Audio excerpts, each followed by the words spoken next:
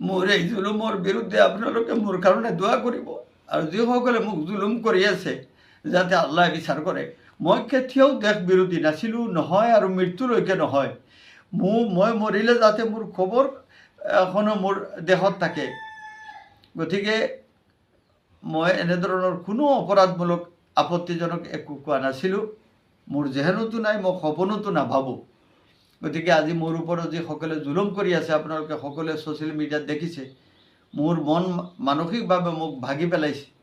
মই আপোনালোকৰ ওচৰত বিচাৰ দিলোঁ, ৰাইজ আপোনালোকে ইনচাফ কৰিব, আপোনালোকে বিচাৰ কৰিব।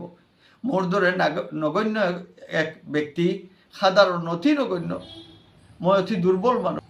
আসসালামু আলাইকুম ওৰহমতুল্লাহি ওবাৰাকাতুহু। মই কলিমুদ্দিন।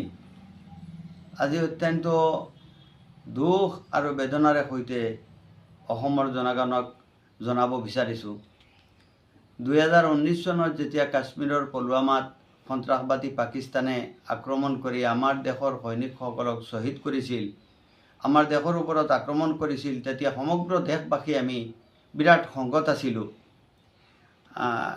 আৰু সেই সময়ত আমি জমিয়তৰ ফালৰ পৰা প্ৰতিবাদ কৰিছিলোঁ। নীলবাগানতো এটা বিশাল প্ৰতিবাদ হৈছিল, হাজাৰ হাজাৰ জনতা ছাত্ৰ ওলাই আহিছিল।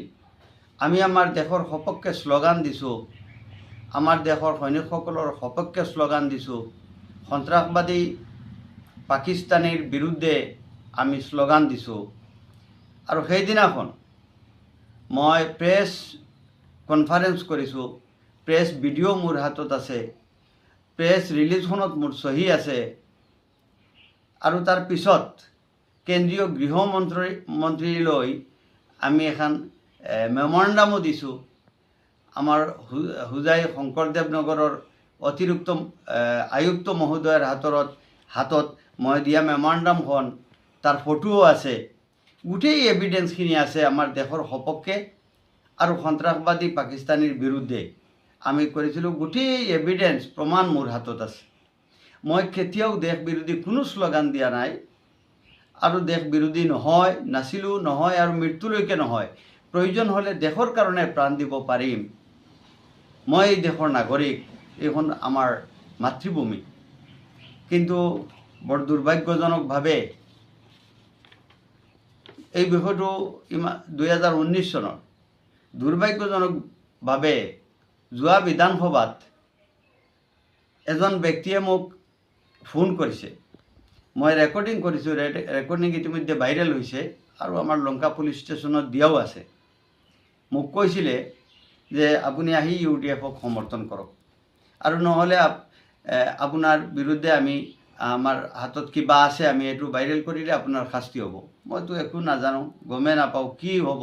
মইতো কোনো অপৰাধ কৰা নাই, অপৰাধী মানুহো নহয়। ইয়াৰ উপৰি তেওঁ ক'লে যে আপুনি য'ত কাম কৰি আছে তাত যদি 1 টকা পায়, আমি 2 টকা দিম, তাত যিটো পদত আছে তাত ছেইম পদ আমি দিম, ইয়াতে আহক। মই কথাখিনি গ্ৰহণ কৰা নাছিলোঁ, মোক এই দাবী ধমকি দিয়া হ'ল। তাৰপিছত যোৱা 14 তাৰিখে হঠাৎ দেখিলোঁ এটা ভিডিঅ' ভাইৰেল হৈছে, মোক বহুতে ফোন কৰিছে, আপত্তিজনক। মইতো গমেই নাপাওঁ, 2019 চন, কোনেও কোৱা নাই বা মইতো কোৱাই নাই, এনেকৈ হ'বই নোৱাৰে, কেতিয়াও নোৱাৰে এনেধৰণৰ ভিডিঅ'। তাৰপিছত এইটো চলিয়ে থাকিল।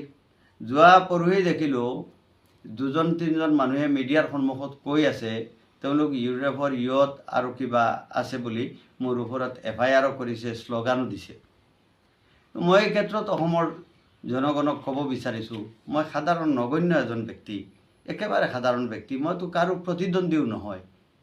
মোৰ বিৰুদ্ধে এনেধৰণৰ শ্লোগান, মোৰ বিৰুদ্ধে গোচৰ, আৰু যিটো কথা সঁচাও নহয়।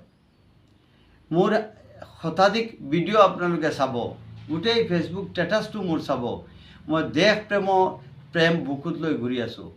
দেশ প্ৰেম আমাৰ আছে। মই সমাজৰ সেৱা কৰোঁ, দিনৰ সেৱা কৰোঁ, দেশৰ সেৱা কৰোঁ, এইখিনি মোৰ দায়িত্ব। মই সৰু মানুহ, নগণ্য মানুহ।